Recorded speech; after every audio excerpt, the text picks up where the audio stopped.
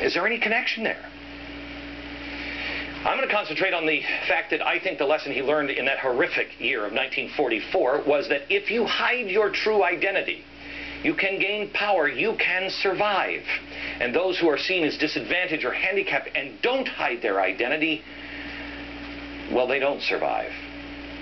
The next formative step in Soros' life was college. Now, this is where he attended the London School of Economics. Now, this is the same school that Hayek was from.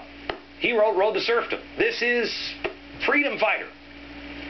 But it's also the school where the Fabian Socialists hung out. A Fabian Socialist University, you remember. The Fabian window we told you about. This is the famous English Fabian Society. We took this picture, actually. Tony Blair was standing right here with it. Fabian Socialists, what are they doing? They're heating the world up in the fire that they themselves are stoking. Why are they heating it up? Because they're about to hammer it and remold it nearer to the heart's desire. Fabian Socialists are the American progressives. It's the same thing. Heat the world up, cause the problems, so the world heats up so you can remold it. So, which part of the London School of Economics does Soros favor? The Hayek side or the Fabian side? Which one? This is where he learned about an open society. The Open Society Insitute, which is now his charitable arm. Sounds harmless on the outside, but, really, who doesn't want to be open? But when you listen to him at the top of the hour, in the beginning of the program, we played that. Notice that logo behind him? That was his Open Society Institute. Can your institute bring in more foreign influence here in America? What is an open society, really? Well, you saw it a moment ago. The world has a vote in Congress, but you also saw it in his father, Soros, a world free of nationalities.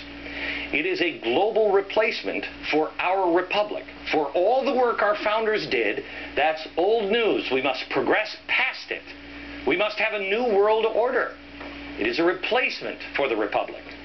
He has donated more than $14 million to a group here in America called the American Constitution Society. Well, that sounds great. Except this is a progressive legal group with an area of focus on constitutional interpretation and change. The Constitution can be changed, but you do it not in the shadows. You do it not being invisible. You don't hide who you are. You change it through the amendment process. But he knows you wouldn't go for it. So, he leaves school, leaves Hungary, he survives. He goes to school. He finds open society. And then he becomes wealthy. Now, how did he become wealthy enough to fund his quest to denationalize the world? Hedge funds. He has the estimated 5th largest hedge fund in the world. It's called the Quantum Fund, which, George, sometime we should kibitz about the name. It's worth about $27 billion. Now, here's the interesting and funny thing about hedge funds. We hear all the time about the greedy Wall Street brokers. We hear about greedy speculators, greedy bankers. We hear about greedy executives and their obscene bonuses and their expensive carpets and everything else. But why don't we hear more about those greedy hedge fund managers? Is it a coincidence that everything under the sun when it comes to capitalism is targeted for regulation by Congress, except for hedge funds? You should decide on that one.